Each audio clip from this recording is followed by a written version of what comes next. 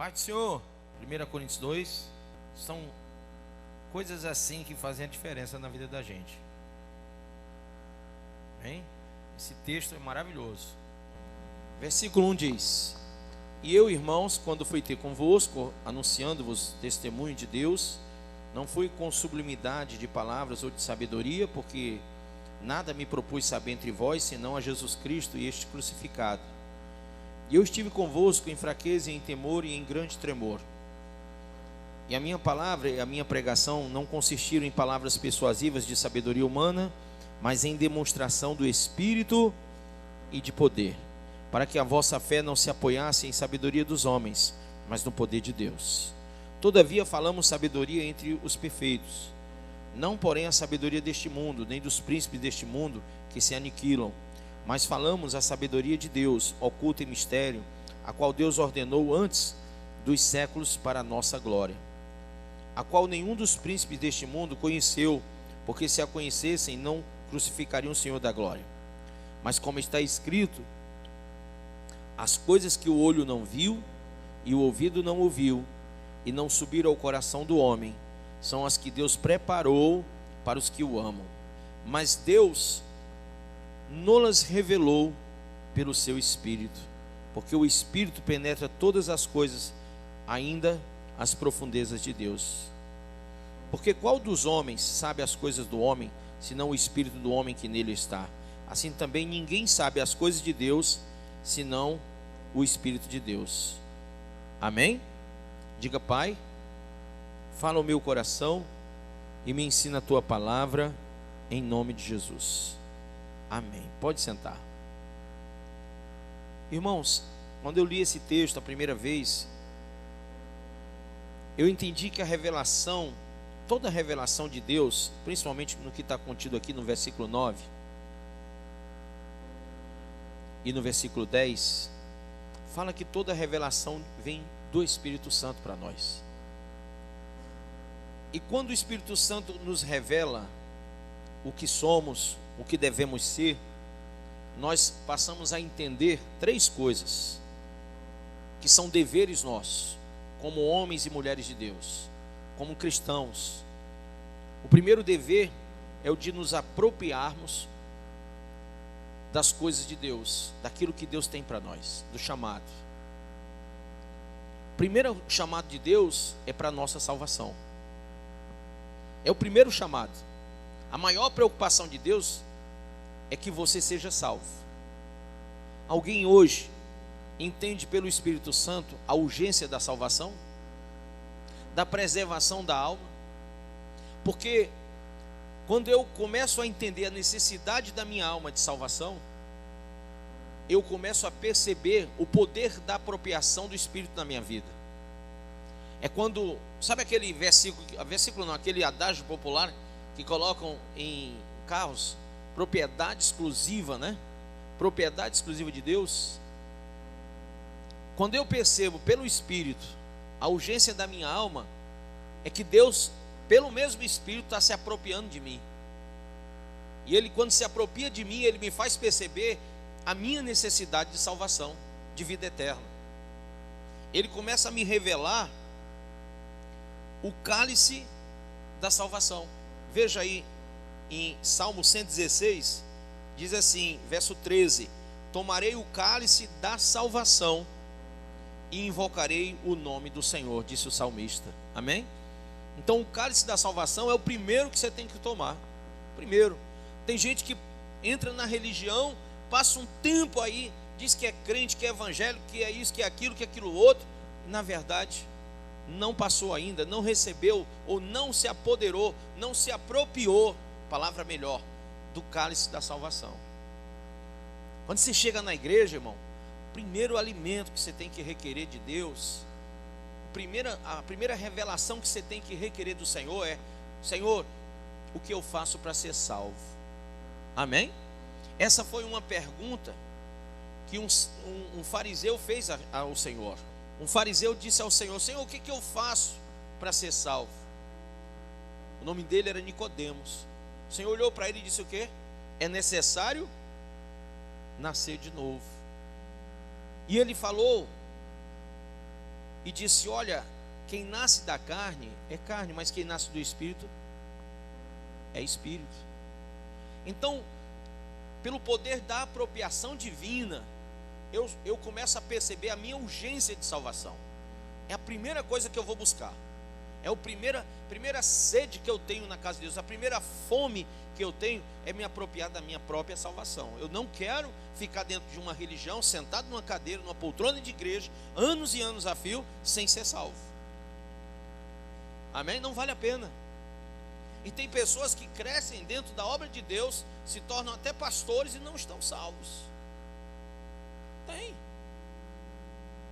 Quando você vê uma pessoa se desvirtuando do caráter de Cristo, mas é crente, é evangélico, é pastor, é não sei o quê, e está desvirtuado do caráter, está desvirtuado da orientação bíblica, e começa a viver heresias, e começa a viver apostasia. Você sabe o que é isso? É que ele não bebeu o cálice da salvação lá atrás. Essa é a primeira apropriação que eu tenho que ter. Segunda apropriação, abra aí por favor, em Provérbios 4, versículo 13. Nessa apropriação eu encontro Deus, eu vejo a revelação de Deus. Quando eu percebo a primeira coisa, que é a salvação, a urgência da minha alma, os gemidos inexprimíveis de Deus por mim, do Espírito Santo, eu começo a me instruir, porque lá em Osés diz que nós somos destruídos porque nos falta entendimento, conhecimento.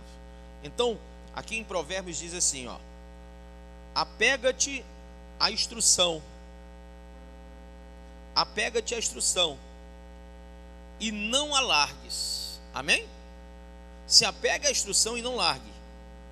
Guarda, pois ela é a tua vida. Quem crê assim? Muitas pessoas não gostam de instrução. Não gostam. Quem aqui já brigou com o filho, ou com o irmão mais velho, ou com a irmã mais nova? Vai estudar, menino. Já ouviu isso? Você briga. Você briga para a pessoa estudar. Olha como nós somos antagônicos. Alguém, um pai e a mãe, coloca você no colégio, seja público, seja privado, não importa, e ainda tem que brigar para você estudar. Sabe qual é o castigo? Vai estudar, vai fazer sua tarefa. É o seu castigo agora. Desliga a televisão, desliga o celular, vai fazer a sua tarefa agora. E o crente que quer converter os filhos, que quer levar os filhos na obra, que quer fazer os filhos crescer, desliga tudo, vai ler a Bíblia. E vira castigo, irmão. Mas quando você se apropria das coisas de Deus para o crescimento da tua própria vida espiritual, você percebe que a instrução você mesmo é que tem que se apegar à instrução e não largá-la de jeito nenhum. Amém ou não amém? Terceira coisa é quando nós nos apropriamos da força de Deus. O salmista diz: Senhor, tu és o meu socorro e a minha fortaleza. Então nós temos que entender que Deus, Ele nos fortalece. A alegria do Senhor é o quê? É a nossa força. Como que Deus vai se alegrar com a nossa vida destruída no pecado? Jamais.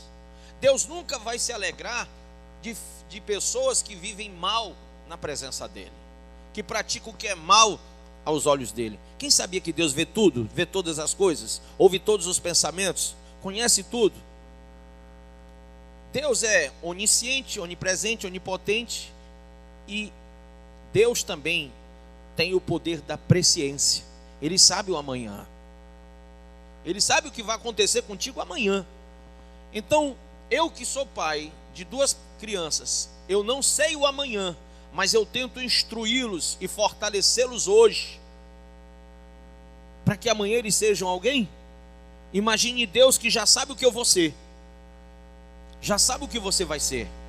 Então quando Deus se revela a você, para que você leia a palavra, para que você se instrua na palavra, para que você busque o Espírito Santo, para que você se engaje nas coisas dele, é porque ele sabe que amanhã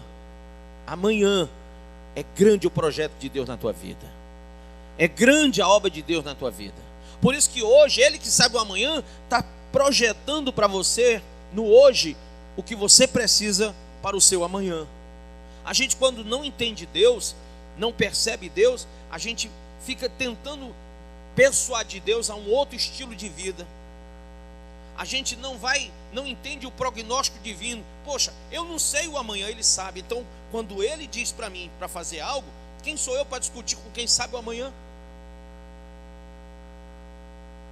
Eu tenho que me render à graça divina e tenho que perceber que Deus está amando a minha vida e dizendo: olha, eu estou preparando para ti coisas que você não sabe, mas são preciosas, porque os meus planos para você são planos de bênção, de paz, de crescimento.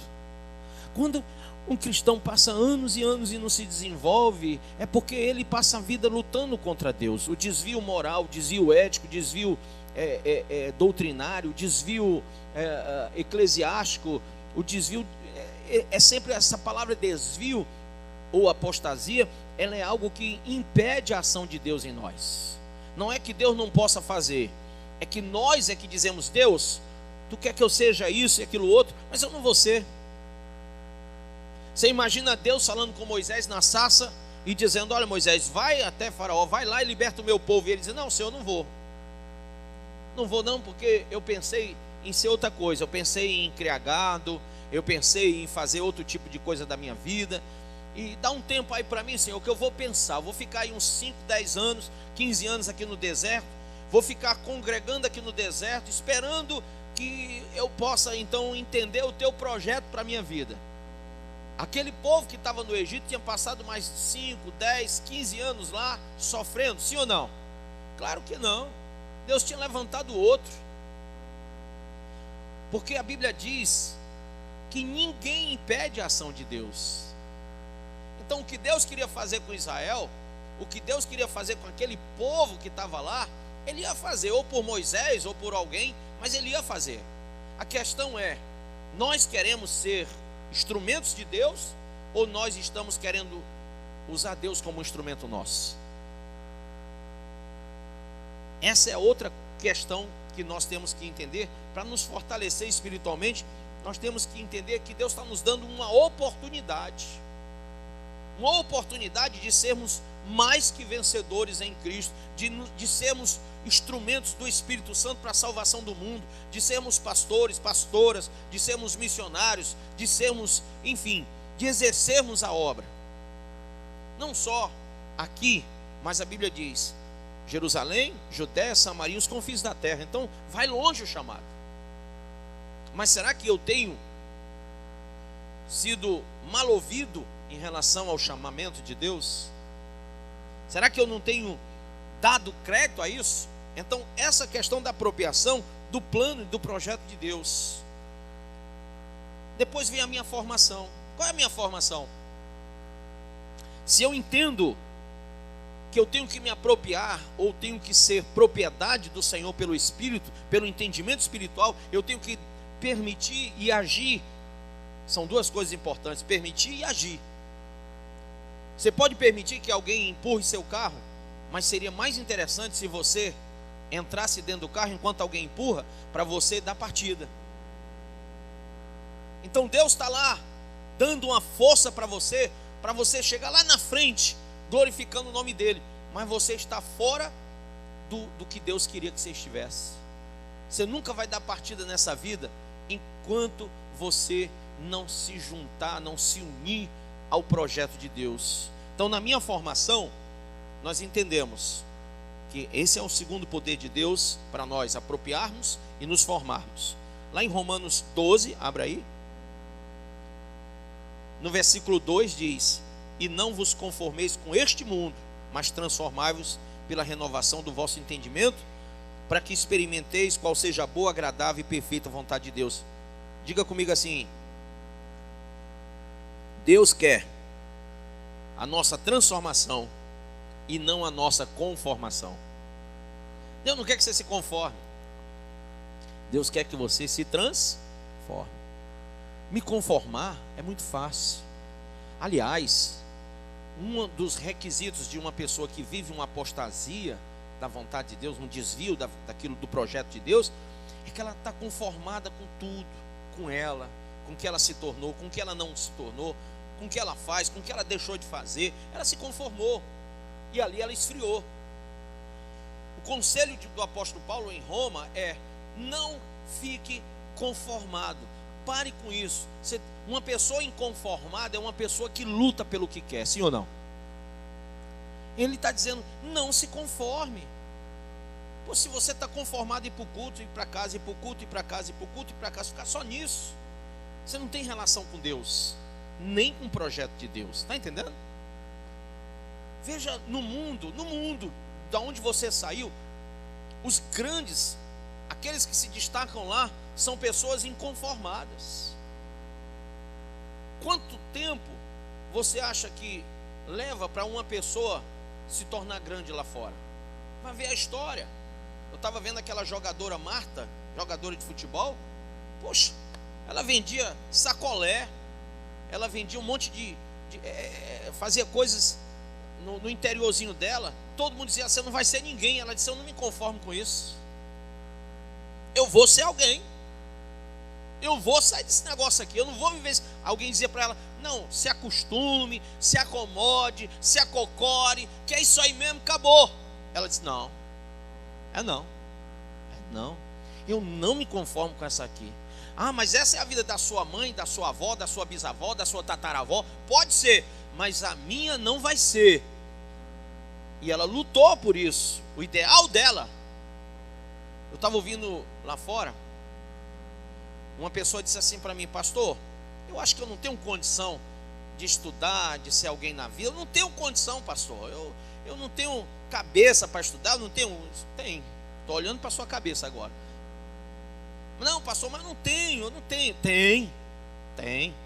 É que você se conformou nisso aí. Mas eu estava vendo também um testemunho de uma juíza federal. Você sabe quanto ganha um juiz federal? Salário? Mais de 30 mil reais por mês, fora os benefícios. Essa juíza, moreninha, pretinha, linda ela, linda. Ela era empregada doméstica. Ela cresceu na casa de um povo lá, que a mulher todo dia dizia para ela: Francisca, ô Francisca, fica quieta no teu lugar, Francisca. O que é que tu quer, negócio de estudar, Francisca? Tu não já tem aqui casa para morar, comida para comer? Eu não já te dou roupa? Eu não te dou calçado? Quando eu vou para o shopping, você não vai comigo e meus filhos? Quando a gente vai jantar fora, ele não te leva? Você não é que nem da família? Sabe por que ela disse? Não, isso não é o que eu quero para mim. Ela começou a estudar de noite, trabalhava manhã e tarde na casa da mulher, de noite estudando.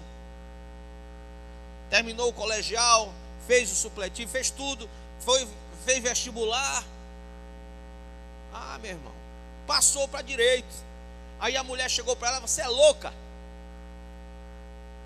Minha filha, se coloque no seu lugar, você é uma empregada doméstica. Ela ouviu aquilo com um sentimento, sabe de quê? De inconformação. E ela disse: não vou ser o que estão dizendo que eu sou aquilo que eu acredito, aquilo que eu quero, aquilo que eu botei no meu coração, e eu vou para frente. E ela estudava, trabalhava de manhã, de tarde, estudava de noite, passava noites, madrugada estudando para ser uma advogada. Terminou o curso de Direito. Advogou 5 anos e o pessoal dizia: isso não vai dar em nada. Advogou 5 anos, fez o concurso e passou para juíza federal. Ela tem o carro, tem a mansão dela, tem as coisas dela. E hoje a ex-patroa olha e diz assim: doutora Francisca,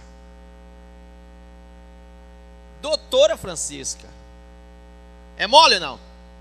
Irmão, Paulo diz que a minha formação não depende de Deus, depende de mim, do que eu acredito que eu possa ser.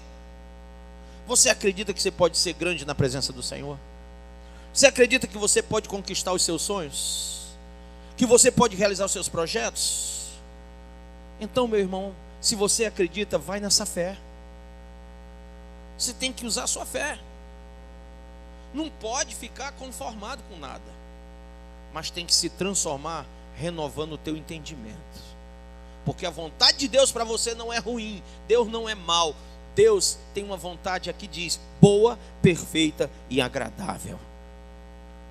O que Deus tem para ti é bom, é perfeito e agradável. Você pode provar disso ou ficar com gosto de fel a vida inteira, culpando Deus das tuas frustrações, das tuas irrealizações. Você pode dizer a Deus: Deus, eu sou isso aqui, eu me tornei essa coisa ruim, porque o Senhor nunca me deu oportunidade.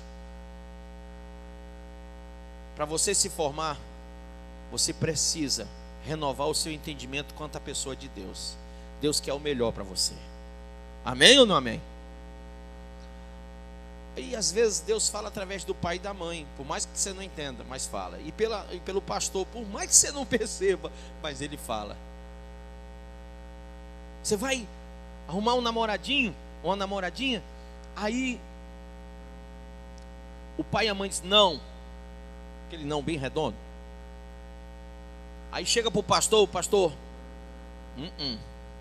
dá não. Esse caboclo aí precisa se converter primeiro. Aí você, puxa, tá todo mundo contra mim.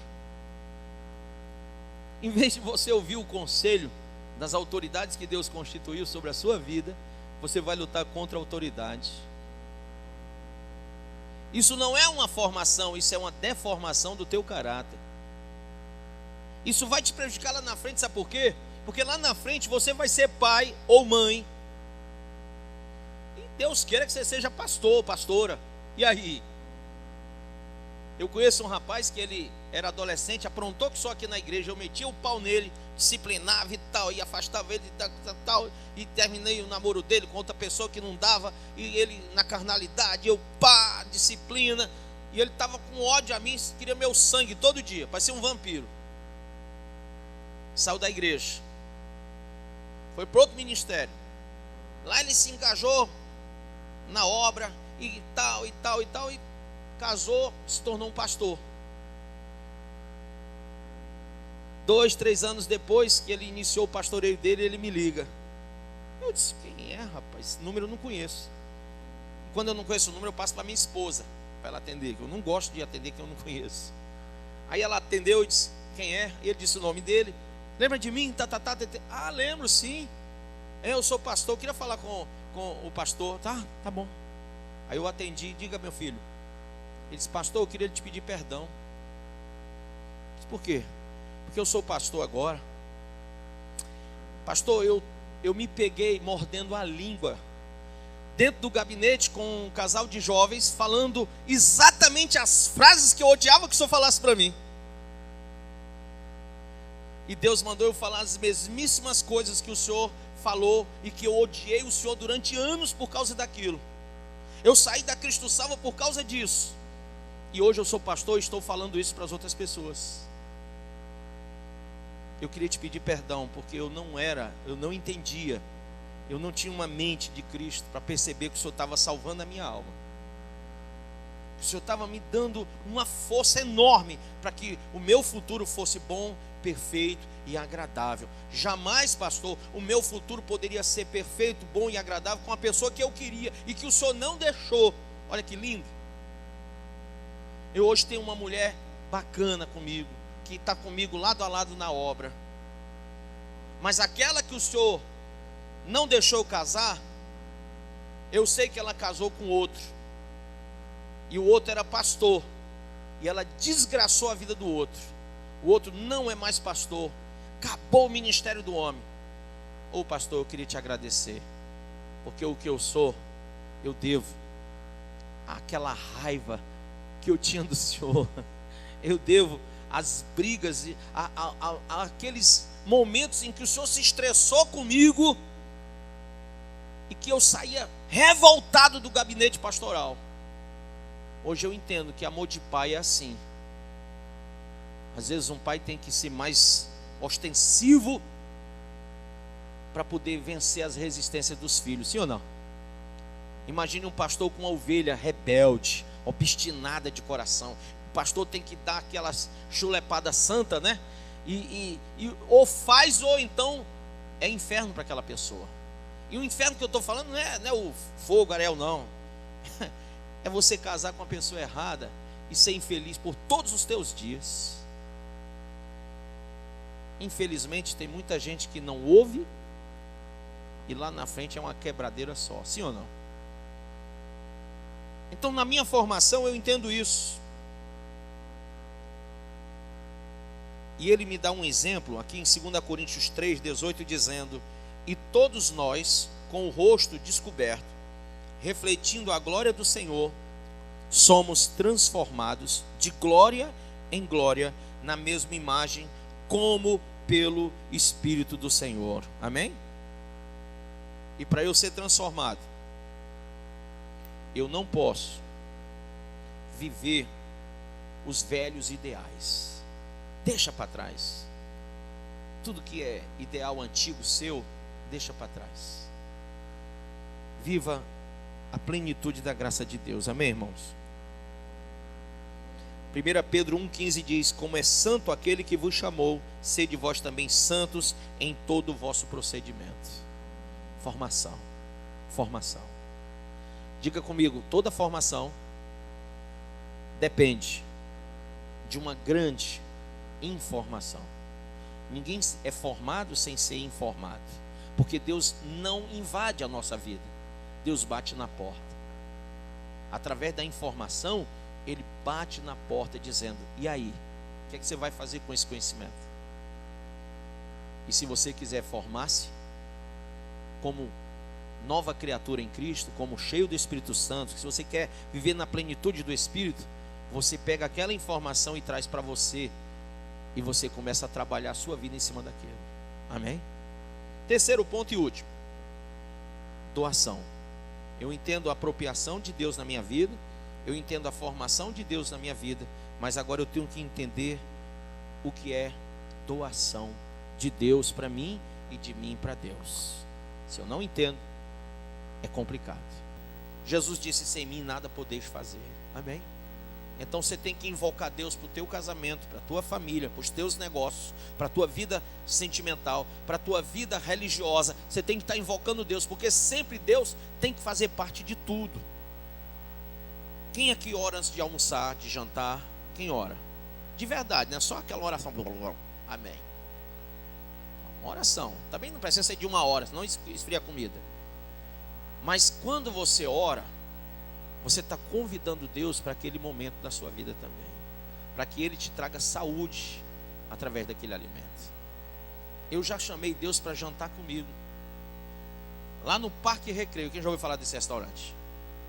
Eu fui lá e me sentei no restaurante, eu e Deus. E eu puxei a cadeira dele, e o povo olhando para mim, eu olhava para o povo e o pessoal fazendo assim. Eu disse: Jesus, eles não estão te vendo.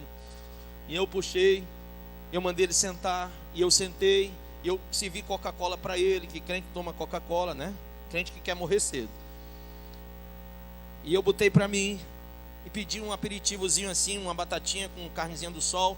Ficou ali no meio de nós dois, eu olhando para ele, digo: já que ele não vai, eu vou, já que ele não vai, eu vou. E eu comecei a comer no lugar de Deus, né? E eu passei 2 horas conversando com Deus naquela mesa, mas conversando assim, ó, de boa. Eu olhava o povo. Alguém me chamou de doido ali. Irmãos, tudo que eu falei com Deus naquela mesa, de manhã, 5 da manhã, Deus mandou eu acordar e ir para uma igreja de um pastor amigo meu. E eu nunca tinha ido lá no horário de culto dele. E Deus disse: vai lá. E eu fui. Assim que eu cheguei lá, eu estava iniciando o ministério, eu pregava, nessa época já estava ascendendo, estava crescendo o ministério, porque eu estava debaixo de uma mangueira e passei para uma varanda de uma casa. Então eu já estava numa fase boa. E eu chego na igreja dele e tinha assim umas 600 a 700 pessoas na minha frente. Deu diarreia, deu tudo. Porque eu nunca tinha pregado para ninguém assim. Eu pregava para 8, 10 pessoas embaixo de uma mangueira. E aí ele disse: quem vai pregar hoje é você. Eu disse: amém. O que é que você vai pregar? Eu disse: sei não. Que Deus mandar eu prego. E aí eu preguei. E foi uma bênção a palavra, irmãos. Uma bênção. Quando terminou a palavra, eu vi aquele povo tudo chorando na frente ali para buscar o Espírito Santo. Era um domingo de manhã. Eu venho aqui do lado e me ajoelho. E o pastor da igreja, ele recebe o microfone, ele fica ali orando junto com o povo, e aquela adoração, e o povo sendo batizado no Espírito Santo, e eu lá no meu cantinho, só aqui na cabeça: Senhor, só aqui na cabeça, o Senhor me trouxe aqui, eu já sei, para abençoar a vida deles. Obrigado pela tua palavra, veio do céu, eu sei, e agora o Senhor está fazendo tua obra, batizando esse povo, que coisa linda. Mas eu, Senhor, eu preciso da minha resposta.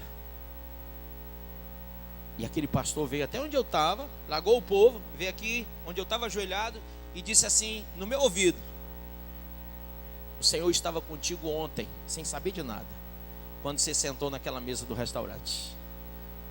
E Ele manda eu te dizer: vai, porque esse ministério é meu. Continua a obra. Continua, porque eu que te chamei, diz o Senhor. E eu estava num dilema horroroso, porque eu botei na mesa todas as minhas dificuldades, dizendo: Senhor, não posso ser pastor, não dá, isso não é para mim.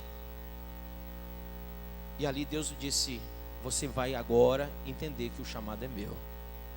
Irmãos, no dia seguinte, revelando até onde eu estava, e eu disse: Senhor, obrigado, porque o Senhor estava comigo lá sentado 2 horas, eu sendo chamado de doido, mas Deus estava lá. Alguém aqui entende quando você, aos olhos dos homens, parece ser louco? A Bíblia diz que a palavra de Deus é loucura para aqueles que perecem, mas é sabedoria para os que recebem a salvação. Então, qual é a palavra-chave? Dar ou receber? Você vai ter que dar a sua vida para receber a salvação. Você vai ter que dar o dízimo e a oferta para receber a prosperidade. Você vai ter que dar o perdão para receber o perdão. Você vai ter que dar amor para receber o quê? Amor. Você vai ter que dar o alimento para receber o alimento. Você vai ter que dar o seu tempo para poder receber o tempo de Deus para você. Então, se eu não entendo a via de mão dupla, se eu não entendo o dar e o receber, se eu só quero receber e não quero dar, tem algo errado comigo. Porque o Espírito Santo, ele me revela as coisas de Deus, e tem alguma coisa errada. Eu estou embotado, eu não estou percebendo que eu jamais vou receber uma coisa que eu não dei. Eu jamais vou colher uma coisa que eu não plantei. Você quer receber amor do seu filho batendo, brigando, odiando ele? Você quer receber amor da sua mulher ou do seu marido agredindo com palavras e com gestos e com tapas e pontapés? Você quer que as pessoas te amem quando você não aprendeu a amá-las? Você quer que elas doem a você quando você não doa nada, você é avarento? O dar e receber é uma linguagem de Deus para nós, porque Deus amou o mundo de tal maneira que deu o seu Filho unigênito. Está vendo? E para que Ele deu? Para que todos aqueles que nele crê não pereça, mas tenha vida eterna. Ele deu um para receber vários. Amém? É tanto que nesse texto Jesus é chamado de unigênito filho. Lá na frente ele é chamado de primogênito. Porque agora já não é mais um, mas vários. Você e eu somos filhos de Deus. Através do unigênito filho nos tornamos filhos também. E ele passa a ser o primeiro de muitos. Amém ou não amém? É isso. Dar e receber a linguagem. E disso vem uma bênção. Quando eu percebo que eu posso e devo viver o Evangelho na plenitude, na essência do Espírito para mim. Amém? Deus tem se revelado a você para que você dilate o seu coração para dar e receber, para viver o Evangelho na íntegra e não na superficialidade da coisa.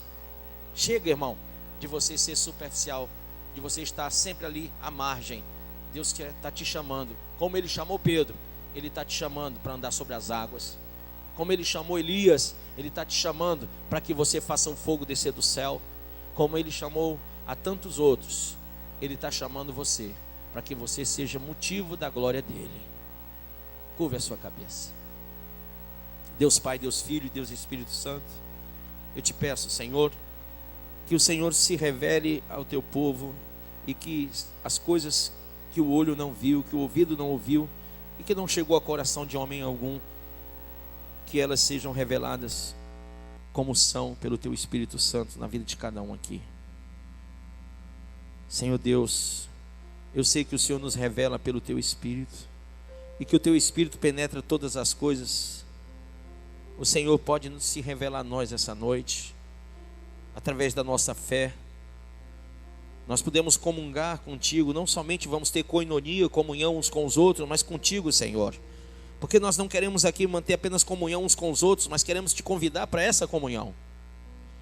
E que nessa comunhão possamos nós aprender essa apropriação divina, que possamos aprender a formação divina e que possamos aprender a doação divina. Eu tenho que aprender, Senhor. Essas três coisas são o tríplice dever de um cristão aprender. Se eu não aprendi isso, que é tão basilar, eu posso passar 50 anos dentro da igreja e não ser um cristão, e não ser livre, e não ser salvo, não ser liberto pelo Senhor. Agora, Deus, não a nós, mas ao Senhor seja a glória, porque o homem natural não compreende as coisas do Espírito de Deus, porque parecem loucura, mas aqueles que são espirituais podem entendê-las e discernem as coisas espirituais, porque o que é espiritual discerne bem tudo. Às vezes não é entendido pelos outros, mas ele consegue discernir as coisas. Nós temos, Senhor, a mente de Cristo, e é por isso, Pai, que eu te sou grato essa noite, porque esse alimento espiritual veio do alto, desceu da tua mesa para nós. Um dia Pedro viu os alimentos vindo do alto e ele não entendeu aquilo lá, e ele relutou contra aqueles alimentos, e ele disse: eu não vou comer esses alimentos, eu não vou dar para ninguém esses alimentos. E o Senhor disse: Pedro, você vai comer sim, e você vai dar sim para os outros, porque você não pode tornar impuro aquilo que eu santifiquei. E assim, Deus, hoje eu creio que o Senhor está nos dando um alimento para que nós comamos e possamos dar àqueles que precisam e que têm fome e sede de justiça, em nome de Jesus. Fale com Deus.